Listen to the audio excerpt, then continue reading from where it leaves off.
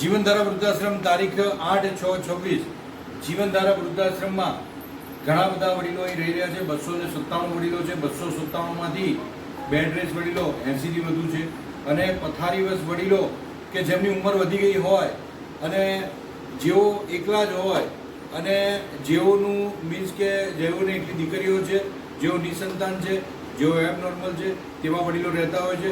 અને તેમાં પણ જે પથારીવશ વડીલો હોય અને તે વડીલો માટેનું આ એક આખું ભવન છે. અત્યારે હાલ આ અમારા પ્રવીણાબેન છે. પ્રવીણાબેન નાનપણથી જ તેમને 2 પગ નથી. 2 પગ તેઓને પોલિયો થઈ ગયો હતો, મીન્સ કે પગ બિલકુલ ટૂંકા પગ છે અને તે ખૂબ સરસ રીતે રહે છે.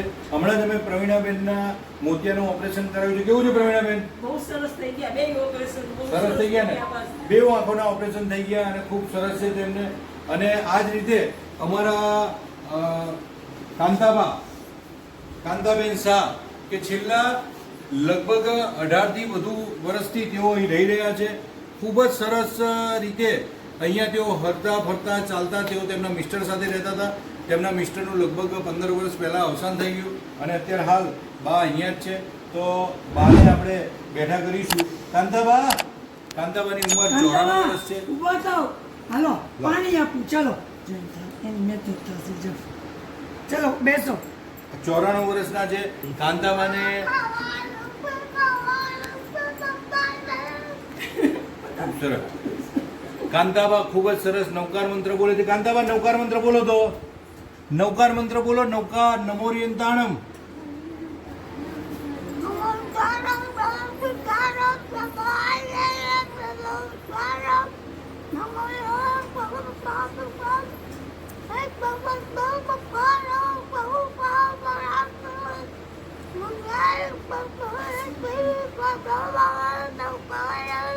ખૂબ સરસ.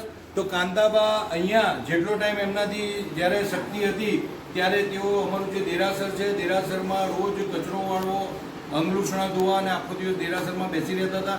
ખૂબ જ ઉત્તમ કક્ષાનો તેમનું જે કહીએ તેમનું જીવન છે અને અત્યારે હાલ તેઓ પથારીવશ છે. ખૂબ જ સરાહનીય વાત એવી છે કે અમારા જે કેરટેકર છે, આપ જોઈ શકો છો કે આમાં ટોટલી ટોયલેટ બાથરૂમ બેડમાં કરતા હોય તેનો આ રૂમ છે. પણ ચોખ્ખાઈ કેટલી છે. અમારા દીપ્તિબેન છે. દીપ્તિબેનને અમારા બેન બીજે ક્યાં ગયા? હા, તે બંને છે અને તેઓ તેમનું આ બધા વડીલોનું ધ્યાન રાખે છે.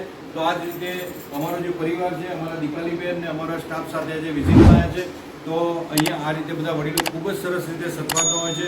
દરેકને જીવનધારા વૃદ્ધાશ્રમ પરિવારને પ્રણામ.